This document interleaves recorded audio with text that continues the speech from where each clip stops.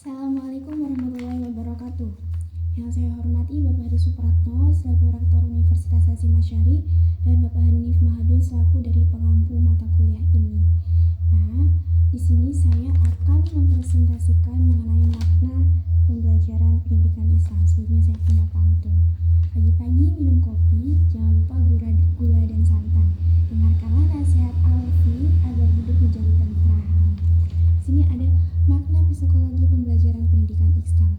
Makna dari psikologi sendiri itu mengetahui karakter tindakan seseorang. Sedangkan makna dari pengertian pembelajaran itu proses perubahan perilaku, pengetahuan atau keterampilan yang diperoleh melalui pengalaman, latihan atau pembelajaran. Jadi belajar itu proses secara terus-menerus, bertahap yang dilakukan setiap seseorang agar tercapainya keinginan orang tersebut. Nah, dari pengertian pendidikan sendiri itu, pendidikan agama Islam adalah membimbing manusia agar menjadi sesuai ajaran Islam dan berakhlak baik.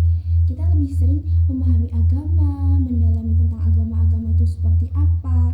Semisal kita memahami cara-cara kita berinteraksi sesama manusia itu yang sopan itu seperti apa. Kita tuh harus bisa paham karena kita sedang mempelajari pendidikan agama Islam yang lebih banyak mendalami tentang agama Islam tersebut.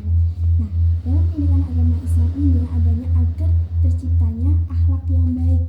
Dari pendidikan agama Islam, kita akan mudah untuk mencetak orang-orang untuk mempunyai akhlak-akhlak yang baik.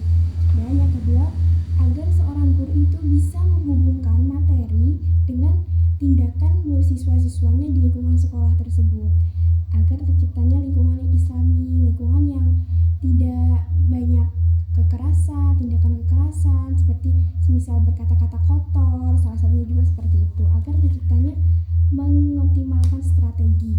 Nah, dari psikologi itu terbagi punya jenis-jenis psikologi. Jenis-jenis psikologi itu ada psikologi klinis. Psikologi klinis itu misal kita datang ke psikologi untuk menanyakan kondisi kita itu seperti apa, kekurangan kita itu seperti apa.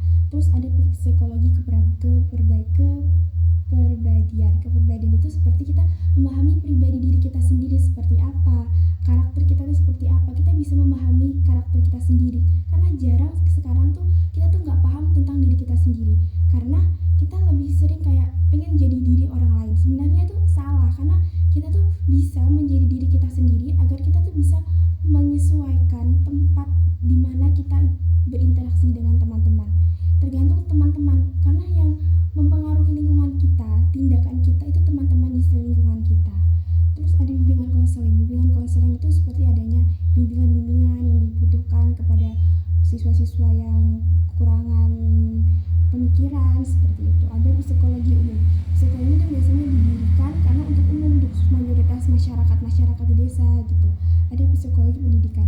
Psikologi pendidikan itu biasanya sering ada di lingkungan sekolah seperti itu. Ada psikologi sosial. Sosial itu yang melingkup tentang masyarakat, kayak mengkritik masyarakat. Misal masyarakat sering membuang sampah sembarangan mengakibatkan banjir. Itu kita dikritik dengan dari teori psikologi ini. Sedangkan manfaat dari psikologi sendiri itu mempunyai banyak sekali manfaat. Nah, bisa saya sebutin satu-satu ya teman-teman. Itu ada perilaku sehari-hari yang mengandung keislaman. Dari psikologi Islam sendiri pasti akan bermanfaat pada tingkah laku kita untuk mendalami agama Islam lebih mendalam. Seperti semisal guru bilang kepada seorang murid tidak boleh mencontek, itu salah satu contohnya seperti itu. Terus menjadi pedoman, bisa juga menjadi pedoman kita bisa belajar dari rukun Islam, rukun iman. Dari situ otomatis menjadi pedoman peserta didik tersebut. Terus ada memahami agama Islam dengan benar, karena kita juga perlu memahami agama Islam itu dengan benar. Kalau perlu kita tuh tahu sanad ilmunya tuh jelas, biar kita bisa paham kalau yang kita pahami, kita pelajari setiap hari itu mempunyai sanad-sanad ilmu yang bisa kita anut sampai kapanpun itu. Bukan sekedar kita belajar ilmu tapi kita nggak tahu itu ilmunya dari siapa. Terus untuk membentuk ketakwaan, agar kita terciptanya ketakwaan seperti tidak menyakiti hati orang lain seperti itu. Membentuk akhlak yang baik, akhlakul karimah seperti itu. Dan ini yang bisa saya sampaikan. Sekian dari saya, mohon dimaafkan bila ada salah kata. Assalamualaikum warahmatullahi cukup sekian Le.